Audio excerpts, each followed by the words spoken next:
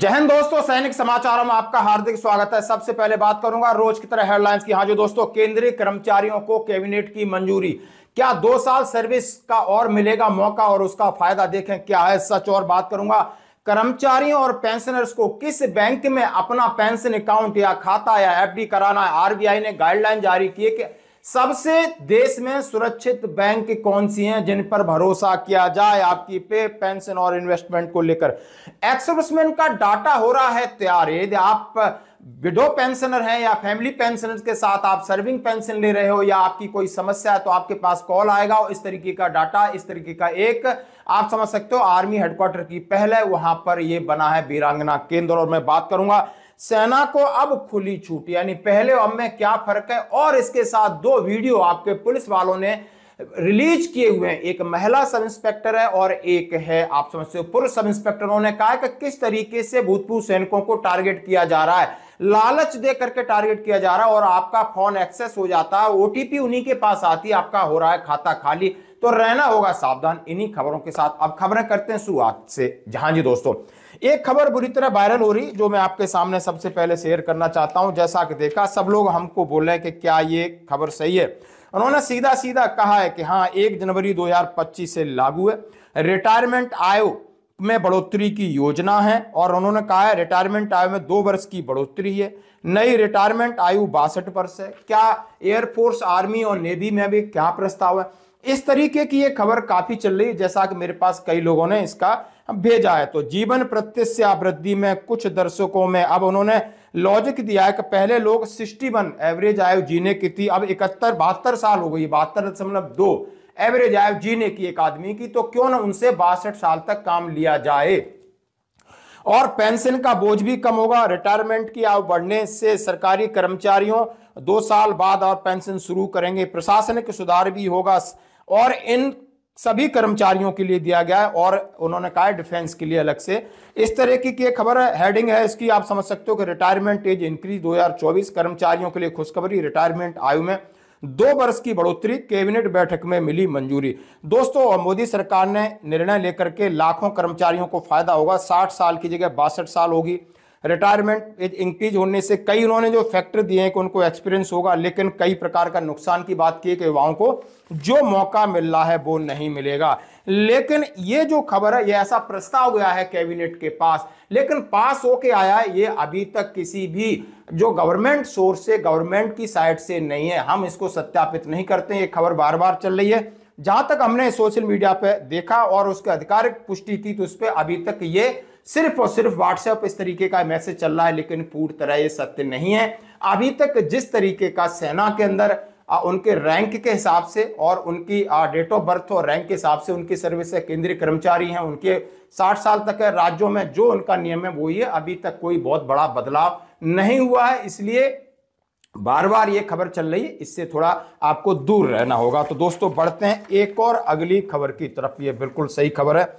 हाँ जी दोस्तों, जैसा कि कल शाम को भी हमने डाला था कि इन 3 बैंकों में भारत में सबसे सुरक्षित बैंकों सबसे ज्यादा भरोसा किया जा रहा है। और इसी के संदर्भ में सबसे एक बैंक है आईसीआईसीआई। और उन्होंने सबसे पहले स्टेट बैंक को रखा है, फिर उन्होंने एचडीएफसी बैंक रखा है और आईसीआईसी बैंक, यानी 3 बैंकों पर भरोसा किया है। अब इसका मतलब सीधा हेडलाइन है कि आरबीआई ने 3 बैंकों को भारत में सबसे सुरक्षित घोषित किया। आरबीआई ने, भारत रिजर्व बैंक ने भारतीय state bank, HDFC bank, ICICI bank को देश के सबसे व्यवस्थित रूप से महत्वपूर्ण वित्तीय संस्थानों के रूप में पहचाना। घरेलू व्यवस्थित रूप में महत्वपूर्ण बैंक डीएसआईबी के रूप से नामित है। बुधवार को इस बात की घोषणा और पुष्टि हुई कि तीनों संस्थान बैंकिंग क्षेत्र में महत्वपूर्ण स्थान रखते हैं। इन बैंकों को 2023 में एसबीआई के डीएसबीआई के रूप में मान्यता दी गई। घरेलू अर्थव्यवस्था के लिए महत्वपूर्ण माना गया। एक बार देश के वित्तीय परिदृश्य में सबसे आगे रखा गया है। उन्होंने कहा है कि ये इस तरीके यदि कोई भी डिजास्टर आता है, कोई समस्या आती है, तीनों बैंक यानी ये लोड ले सकते हैं।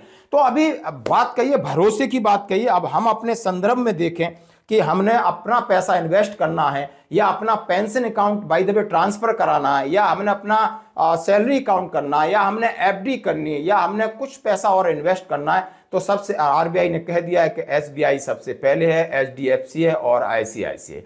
और आईसीआईसी बैंक के संदर्भ में मैं बताऊं, मेरी पर्सनल एक मीटिंग हुई थी। वो लगातार इस बात की कोशिश कर रहे हैं कि भूतपूर्व सैनिक हैं जितने हमारे पास आके अपना अकाउंट ट्रांसफर कराएं, हम डीएसपी की उनके सबसे ज्यादा एक अलग सुविधा देंगे। डीएसपी के जो डिफेंस सैलरी पैकेज के अलावा उन्होंने ये कहा है कि आपका जब पेंशन अकाउंट हमारे साथ ट्रांसफर हो जाएगा तो आपकी इस पर संबंधी नहीं, हमारे बैंकों में इस पर सेल होगी, डायरेक्ट हम आपकी समस्याओं का निराकरण समाधान करेंगे। इसी के तहत आपके साथ में शेयर कर रहा हूं कि आज और कल यानी 19-20 तारीख को ग्वालियर जिला सैनिक बोर्ड में ग्वालियर, चंबल संभाग और दतिया के भूतपूर्व सैनिकों को आह्वान किया है कि आप अपना डिजिटल प्रमाण पत्र आईसीआईसी बैंक के रह पा रहे हैं वो भर रहे हैं, चाहे आपका खाता आईसीआईसी बैंक में है या नहीं है, किसी में भी है, लेकिन उन्होंने ये पहल की और लगातार इस बात की वो कोशिश कर रहे हैं। जो मेरी फिजिकल बात हुई है कि सब लोग अपना मैक्सिमम लोग इसमें अपना पेंशन अकाउंट ट्रांसफर कराते हो तो सारी सुविधाएं मिलेंगी। और इस पर का कोई भी प्रॉब्लम है, आपकी पेंशन संबंधी है, एरियर संबंधी है, किसी भी प्रकार की शिकायत है, तो हम यहां से आपकी उसको रेक्टिफाई करेंगे। ये बड़ा आईसीआईसी ने एक मुहिम चलाई है। तो आप देख सकते हो कि आरबीआई ने भी इनके ऊपर भरोसा जताया। तो आप लोग अपने अकाउंट, अपने पैसे को लेकर के क्या निर्णय लेते हो, ये आपके ऊपर है दोस्तों।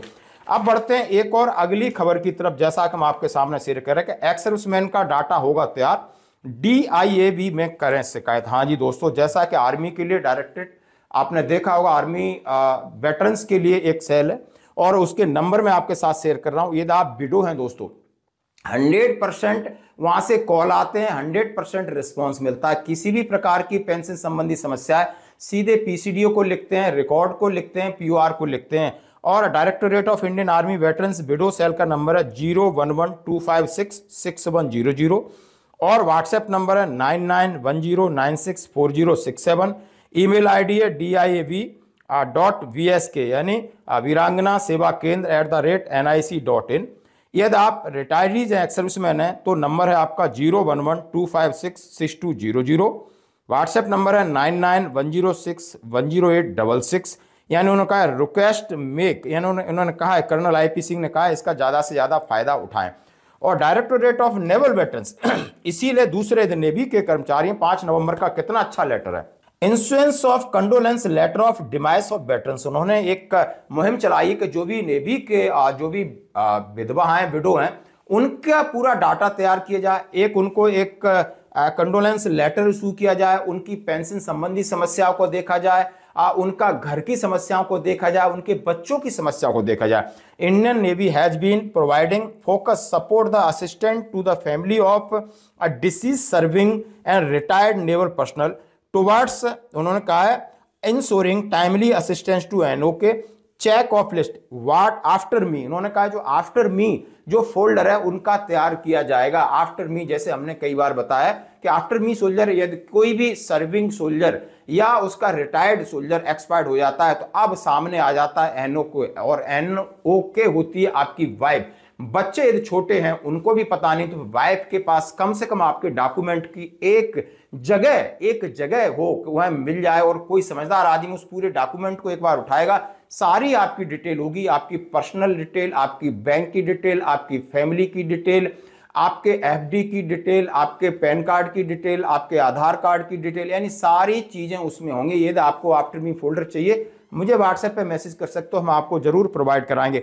इसीलिए अब नेवल ने भी ऐसा शुरू किया है कि उनके जो भी विडोस हैं उनके पास कांटेक्ट कर रहे हैं, जैसे डीआईएबी का ऐसे नेवल हेडक्वार्टर है, और उनका पूरा डाटा ले रहे हैं और एक फोल्डर बना रहे हैं ताकि detail of family members, wife and children, email ID, mobile of NOK, date, उनके पति का पूरा रिटायरमेंट डेट, कब वो एक्सपायर्ड हुए थे, क्या क्या बच्चे कर रहे हैं, क्या क्या सुविधा आपको मिल रही है, ईसीएचएस की सुविधा क्या मिल रही है, कैंटीन की सुविधा क्या मिल रही है, फैमिली पेंशन में कुछ फैमिली आ रही है, डिमाइस ग्रांट आपको मिला है नहीं मिला है, इतनी सारी चीजें। यानी बिल्कुल एमओडी की अच्छी पहल है कि वो अपने भूतपूर्व सैनिक और विडो वीर नारियों के लिए इतनी पहल कर रहे हैं दोस्तों, ये हकीकत है। और ये आपको आपके लिए फिर रिक्वेस्ट करूंगा कि आफ्टर मी ये फोल्डर आपके पास नहीं है तो एक बार मुझे मैसेज कर देना। आफ्टर मी फोल्डर को जरूर आप अपने पास रखिए, कम से कम 10-12 पेज का है, उसमें भर करके आप अपनी फोल्डर फाइल में लगा सकते हो। वहां पर सारी आपकी जो चीजें अलग अलग हैं वो इकट्ठी हो जाती हैं।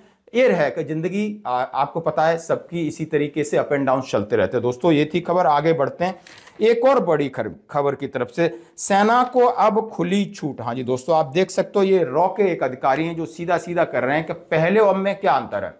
सर पहले क्या था, जब हम लोग वर्क करते थे तो वर्क करते समय क्या है कि ऑर्डर्स नहीं थे फायर करने के, फायर नहीं कर सकते, फायर करने के ऑर्डर नहीं थे सर, चाहे कुछ भी हो, बैंक खराब नहीं होना चाहिए आपका। जब हम थे तो हमें एक बुलेट चलाने के लिए परमिशन लेनी पड़ती थी, वोट की राजनीति थी। आप बुलेट मत चलाइए, आप गोली मत चलाइए, दुश्मन की गोली आ रही है तो बस आप इधर दाएं बाएं हो जाइए, हटाइए। इस प्रकार की सैनिकों को पूरी पूरी खुली छूट है, जैसा कि आप वीडियो में सुन सकते हो, देख सकते हो और इसको अप्रिशिएट कर सकते हो। अब है आपके लिए चेतावनी, अब है आपके लिए चेतावनी, जरा ध्यान से सुनना।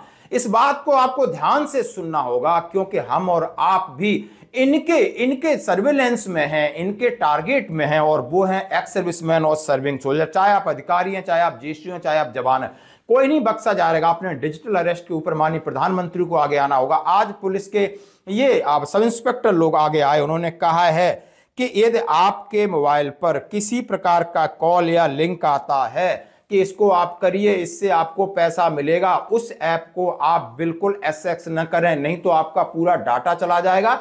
फिर वो पैसा निकालेंगे, ओटीपी भी उनके पास ही आएगी, आपके पास कुछ नहीं रहेगा, आपका खाली डिब्बा रहेगा ये मोबाइल। ओटीपी भी उनके पास आएगी और वो आपका पूरा पैसा खाली कर लेंगे। आप समझ सकते हो, हमारे पास पेंशन, एफडी, तमाम तरीके के पैसे होते हैं, वो कुछ भी कर सकते हैं। उन्होंने कहा है कि ये जो ऐप चल रही है इसको चेक करें, उसको इग्नोर करें, नहीं तो चला जाएगा। इन्होंने कहा इन्वेस्टमेंट के चक्कर में कई प्रकार की ऐप आती हैं, बिल्कुल भी न करें। एक भूतपूर्व सैनिक को 62 लाख की ठगी हुई, इसके बारे में वो सीधे सीधे कह रहे हैं। एक्स सर्विसमैन के साथ इन्वेस्टमेंट फ्रॉड, स्टॉक मार्केट में इन्वेस्टमेंट कराने के नाम पे, और उससे व्हाट्सएप के थ्रू उसको अलग अलग ग्रुप में जोड़कर, और उससे कुल 62 लाख रुपए की इसमें धोखाधड़ी उससे की गई थी।